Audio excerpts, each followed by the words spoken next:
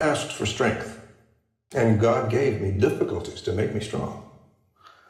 I asked for wisdom, and God gave me problems to solve. I asked for courage, and God gave me dangers to overcome.